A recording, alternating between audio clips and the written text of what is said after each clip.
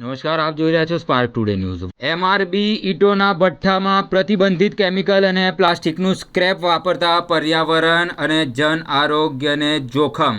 પંચમહાલ ગોધરા જિલ્લાના વિસ્તારોમાં મેડીગામ રામેશ્વર પર આવેલા એમઆરબી ઈંટોના ભઠ્ઠામાં કાયદા વિરુદ્ધ પ્રતિબંધિત કેમિકલ તથા પ્લાસ્ટિક, રબર, પોલિથીન જેવા ઝેરી પદાર્થો બાળવામાં આવી રહ્યા હોવાની ગંભીર ફરિયાદો સામે આવી છે, જેના કારણે આસપાસના વિસ્તારોમાં ભારે કાળો ધુમાડો ફેલાઈ રહ્યો છે અને લોકોના આરોગ્ય પર ગંભીર અસર પડી રહી છે।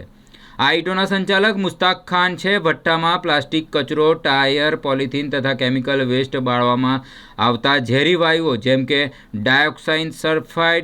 ડાયોક્સાઇડ અને કાર્બન મોનોક્સાઇડ ઉત્પન્ન થાય છે, જેના કારણે બાળકો, વૃદ્ધો તથા શ્વાસના દર્દીઓમાં આંખમાં જલન, ઉધરસ અને શ્વાસ લેવામાં તકલીફ જેવી સમસ્યાઓ સર્જાઈ રહી છે।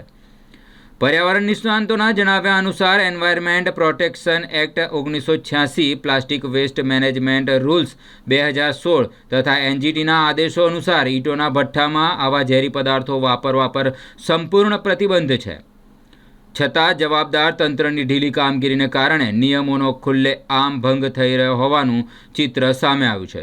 સ્થાનિક લોકોને આવા ભઠ્ઠા ચલાવનારથી બીક લાગવાના કારણે કોઈપણ જાતની ફરિયાદ પણ કરવામાં આવતી નથી। ગુજરાત પ્રદૂષણ નિયંત્રણ બોર્ડ તથા જિલ્લા વહીવટીતંત્રને તાત્કાલિક તપાસ કરી દોષિત ભઠ્ઠા માલિકો સામે કડક કાર્યવાહી કરવાની માંગ કરવામાં આવી રહી છે, નહીં તો આવનારા સમયમાં આ સમસ્યા ગંભીર સ્વરૂપ ધારણ કરશે।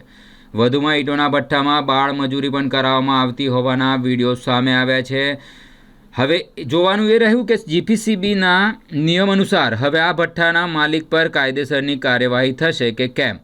યુપી, બિહારથી આવતા આવા પરપ્રાંતિયો ગુજરાતના બહારથી બાળકોને બોલાવી તેઓનું ભણતર બગાડી બાળમજૂરી કરાવતા પણ દ્રશ્યો સામે આવ્યા છે। ભઠ્ઠાનો માલિક તો એમ કહી રહ્યો છે કે અમારા સિવાય પણ કેટલાક આવા ઈંટોના ભઠ્ઠા કેમિકલ વપરાય છે।